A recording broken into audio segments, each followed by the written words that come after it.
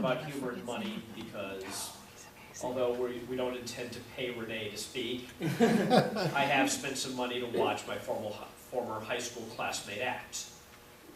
To evaluate speech number 2 by Joe Jones is Jim Sims.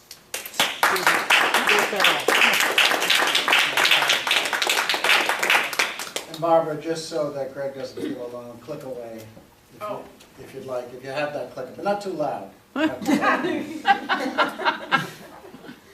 This does not lend itself to a regimen of evaluation because this is a very unique speech that Joe delivered this evening.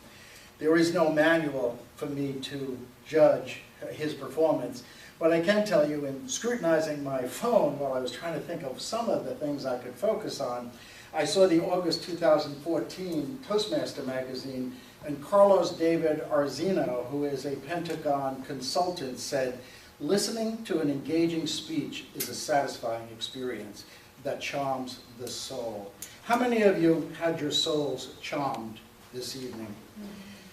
You see, I can't speak for the audience because I'm just one member, but Joe, I definitely felt that you connected with the audience. You had a relevant topic, you captured our attention, and you enabled us to make the connection with you. You had authenticity that convinces an audience that a speaker is honest and genuine. You had emotion, as you always do. You transmit feelings and reactions so that we empathize with you. And I salute you for the courage it took for you to deliver this speech, because it's a little different than some of the ones you've delivered before. I noticed that you were reviewing your speech at the last minute before you walked up, a nice advanced technique. One of the suggestions I have is I would have a little larger font. I always say Joe Jones says 20 to 24 point font. I thought yours were a little small. We talked about notes. I would have, but I would have had to kill some of those trees. That's a very good point. One of the things that I was envious of, you began with a pause, which is a great way to begin a speech. You referenced Ivy, and you referenced some of the other speeches that were given. You had gestures that were very well delivered.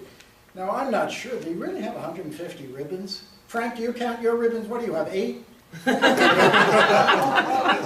Now, what's really interesting is how many people noticed that Joe, for the most part, read his speech? Interesting, maybe a third of us. And I think sometimes we focus too much on notes and too much we focus on somebody reading a speech. Go to the 2013 speech by Tim Minchin at the graduation of the University of Western Australia to see a powerful speech that is read in its entirety. Joe delivered a powerful speech this evening. You had vocal variety. You talked about losing faith, and I heard your voice come down because you could make that connection with that person in the room, and you shared the connection with us. I loved your 3 Trees, which is a Christian folktale. I liked your emphasis during your speech, such as the strength of my hull. One of the things I did notice is, even though you're behind the lectern, you did tend to rock back and forth a little bit. You might want to be cognizant of that. When you talked about one day a man and a woman, I began to feel the goosebumps, and then I noticed you had those same goosebumps. And I think when I finally figured out why did you read the speech, that's why.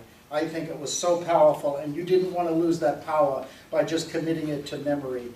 So God certainly has a plan for all of us, and not in the way you might have imagined. Your intro made that connection from Career Ministries. You shared a wonderful story with us and a lesson for all of us, and the power that comes with being a Toastmaster, especially a Suncoast Toastmaster.